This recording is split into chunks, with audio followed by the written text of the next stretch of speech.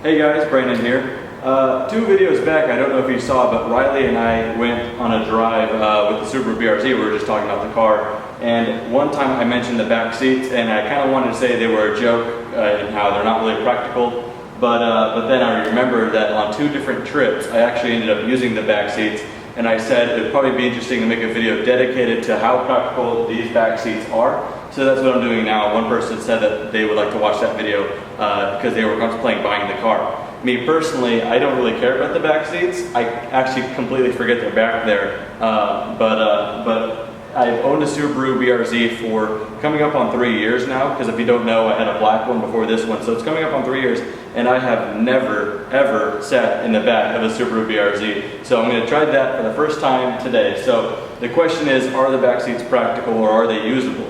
And the short answer is yes, because I have used them. But can I fit in there comfortably? So I'm going to give you my opinions on that, so let's go ahead and hop on in and check out the back seats. So like I said, I never sat in the back of a Subaru BRZ. In fact, it's actually weird being a passenger in my own car. I probably sat as a passenger, I think on one occasion, is because my dad drove it. Let him drive it because he hardly drives manual, so I'm like, hey, go for it. And it feels weird being in the passenger seat, let alone let's try the back seats. So like I said, I went on 2 different occasions. I had 2 people back there and me driving someone else in the front. 4 people in the Subaru BRZ, and we drove to a lake about an hour or an hour and a half away. And then a couple months later, we did the same thing with only 1 person back there. So what I remember from that is we have to move the seats way up. And I'm going to do this on the passenger side because I set my driver's side seat perfectly. I don't want to mess with that. So what I remember is moving the front seat up barely to where my like the passenger seat knees were hitting pretty much the glove box here.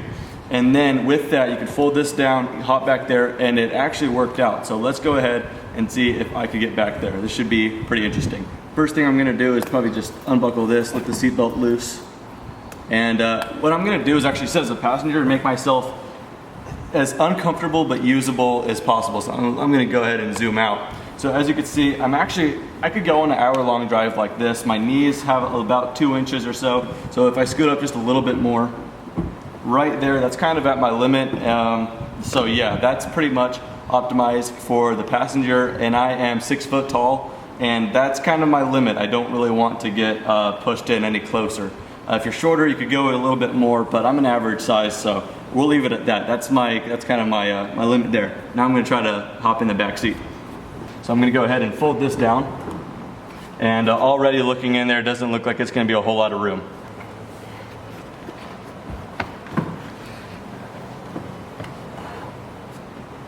Then I guess I just fall into place. Oh boy, yeah, my foot is getting a little twisted in there. Oh boy.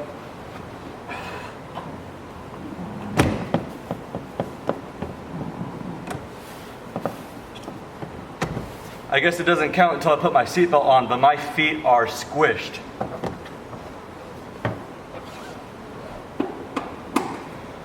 I guess I'm in.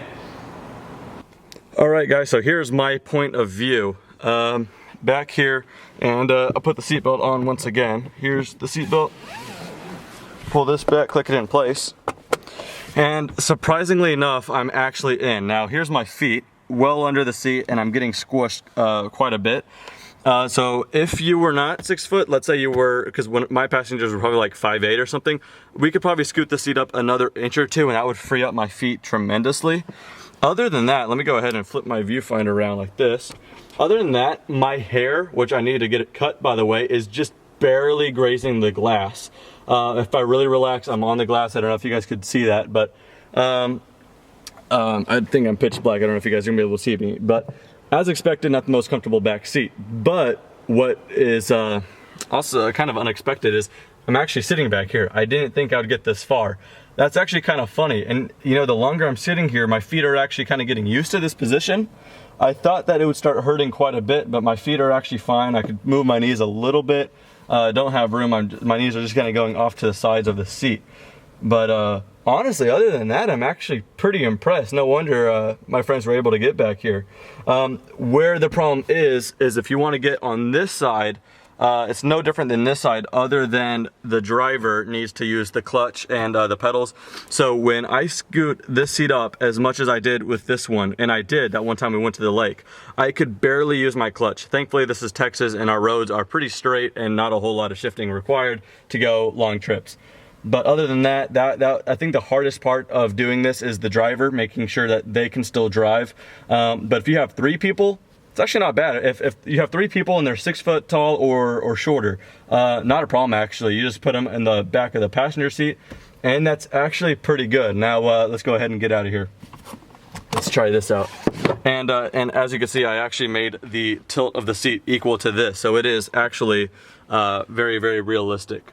So we just get this lever back here, push the seat forward, and we just kind of unbury our feet, and then, oh god, it's like, okay, so you put the foot there, watch the tripod, making that harder for myself. Okay, and it's as if the car just gave birth to you, but considering we were just in the back of that, kind of put the seat back, I still have to use the lever there.